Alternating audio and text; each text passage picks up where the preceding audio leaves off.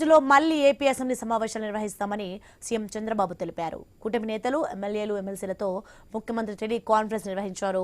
మహిళా రిజర్వేషన్ బిల్లును కాంగ్రెస్ మినహా అన్ని పక్షాలు సమర్థించాయని చెప్పారు. మహిళా రిజర్వేషన్ బిల్లును కాంగ్రెస్ పార్టీ వ్యతిరేకించిన విధానాన్ని రాష్ట్ర వ్యాప్తంగా తెలియజేసేలా కార్యక్రమాలు నిర్వహించేందుకు ఒక కమిటీని నియమిస్తున్నామని చెప్పారు. కమిటీలో ఏపీ టీడీపీ అధ్యక్షుడు Palla Srinivasarao, BJP chief PVN Madhav, మంత్రి నాదెండ్ల మనోహర్ సభ్యులుగా ఉండనున్నారు. ఇక ప్రతి ఎమ్మెల్యే తన అసెంబ్లీ నియోజకవర్గంలో ప్రెస్ మీట్ పెట్టి ఈ అంశాన్ని వివరించాలని చంద్రబాబు సూచించారు. త్వరలో విశాఖపట్నం, విజయవాడ, తిరుపతిలో బహిరంగ సభలు ఏర్పాటు చేయాలని పిలుపునిచ్చారు. ఇదిలా ఉంటే కూటమి ప్రభుత్వం ప్రత్యేక అసెంబ్లీ సమావేశాలు నిర్వహిస్తున్న నేపథ్యంలో వైసీపీ కొత్త డిమాండ్ను తెరపైకి తెచ్చింది. దళితులపై దాడులతో పాటు రాష్ట్రంలో నెలకొన్న సమస్యలపై కూడా ప్రత్యేక అసెంబ్లీ సమావేశాలు నిర్వహించాలని వైసీపీ నేత మాజీ మంత్రి సాకే శైలజనాథ్ ప్రభుత్వాన్ని డిమాండ్ చేశారు.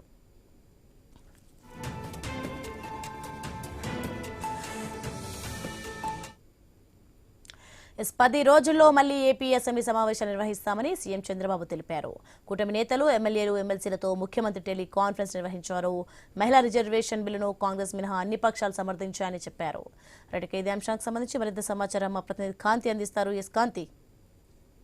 యాసోని ఈ రోజు సీఎం చంద్రబాబు నాయుడు పార్టీ కేంద్ర కార్యాలయానికి వెళ్లక ముందు కూటమి నేతలతోటి టెలికాన్ఫరెన్స్ నిర్వహించారు.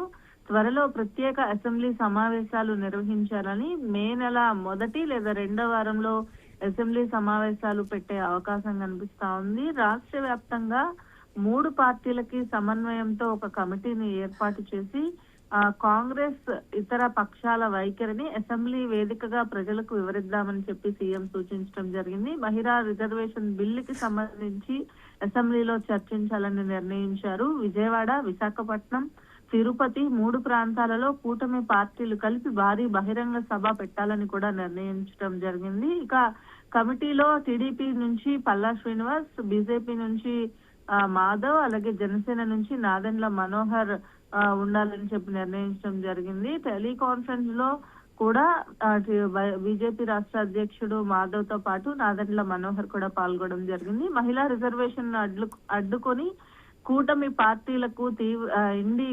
పార్టీలు తీవ్ర అన్యాయం చేశాయి. ఈ నేపథ్యంలోనే ఎన్డీఏ పార్టీలు మహిళలకు న్యాయం చేయడానికి మొదటి నుంచి కృషి చేశాయని చెప్పడం జరిగింది. ఇక కాంగ్రెస్, టీఎంసీ, డిఎంకే పార్టీలు మహిళలకు చేసిన అన్యాయాన్ని ప్రజలకు వివరించాలని చెప్పి కూడా చెప్పడం జరిగింది. ఈ నెల 30వ తేదీలోగా రాష్ట్ర, జిల్లా, మండల స్థాయిలో నిరసనలు తెలపాలని చెప్పి కూడా ఆయన తెలపడం జరిగింది. టీడీపీ, జనసేన, బీజేపీ నేతల సమన్వయంతో ఆందోళన కార్యక్రమాలు చేపట్టాలని, 50% ఏదైతే సీట్లు పెంచేలాగా ప్రతిపాదించినటువంటి డీలిమిటేషన్ బిల్లులో దక్షిణాదికి ఎలాంటి ఇబ్బంది లేదు, ఏ రాష్ట్రానికి ఇబ్బంది రానియకుండా చూసుకుంటామని చెప్పి అమిత్ షా చెప్పారు. అవసరమైతే బిల్లుల్లో మార్పులు చేస్తామని కూడా చెప్పారు. అయినప్పటికీ కూడా ఎన్డీఏ మహిళా పక్షపాతి, ఎన్డీఏ కూటమి మహిళా వ్యతిరేకగా ఉన్న విషయాన్ని ప్రజలకు వివరించేలాగా రాష్ట్ర వ్యాప్తంగా ఆందోళనలు ఈ నెల 30లోగా చేయాలని చెప్పి మండల స్థాయిలో నిరసనలు తెలపాలి. అలాగే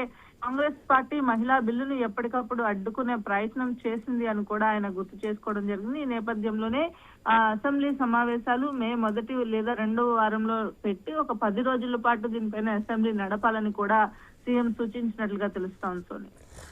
థాంక్స్ ఫర్ ది ఇన్ఫర్మేషన్.